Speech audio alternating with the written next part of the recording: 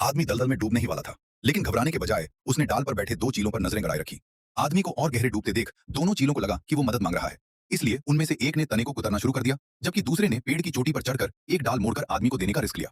यह देखकर कि बचाव की उम्मीद दिख रही है, आदमी ने जल्दी से डाल पकड़ ली, लेकिन इस वजह से चील दलदल में गिर गई। हालांकि आदमी को सिर्फ अपनी सुरक्षा की चिंता थी और उसने चील को कीचड़ में बुरी तरह जूझते हुए नहीं देखा। थोड़ी ही देर में चील गुर्राहट के साथ पूरी तरह दलदल में डूब गई, लेकिन इससे दूसरी चील टूट गई, जो पेड़ पर लेटी हुई थी और दुख भरी चीखें निकाल रही थी। खुशकिस्मती से आदमी होश में आने पर सब कुछ देख पाया और जल्दी से अपने हाथों से गड्ढे में कीचड़ को हिलाया, लेकिन छोटा चील गायब हो गया था। पेड़ पर बैठा छोटा चील हार मानने को तैयार नहीं था। उसने उसे आगे बढ़ाया और आखिर में आदमी को छोटे चील को कीचड़ से बाहर निकालने दिया। आदमी को अचानक छोटे चील को गोद लेने का ख्याल आया, जिसने उसकी जान बचाई थी। इसलिए उसने उन्हें एक रेत का चील और एक भाला दिया। छोटा चील आदमी के बहुत करीब लग रहा था। न सिर्फ उसे अभी जो हुआ था उसके बारे में कोई शिकायत नहीं थी, बल्कि वह खुशी खुशी आदमी की जेब में चला गया। लेकिन आदमी को यह नहीं पता था कि उसका शरीर धीरे धीरे एक सुपर पावर जगा रहा था, जिसने छोटे चील को उसका छोटा फॉलोअर बना दिया।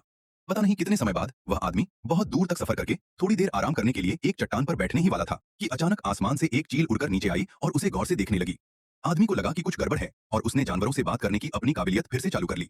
फिर उसने काले चील की आंखों से देखा कि आगे कोई जानवर पीछा कर रहा है, इसलिए वह मौके पर दौड़ा।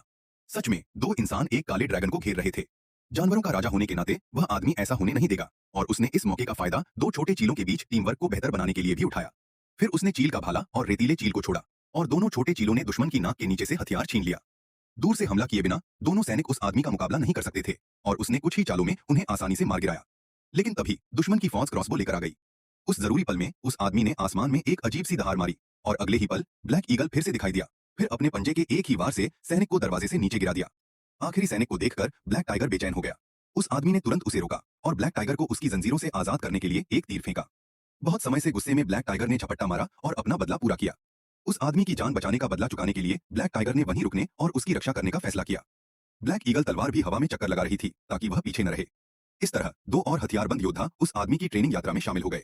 एक दिन उसे अचानक नदी में नहाती हुई एक खूबसूरत औरत दिखी। उसकी खूबसूरती की एक झलक पाने के लिए वह दौड़कर उसके पास गया।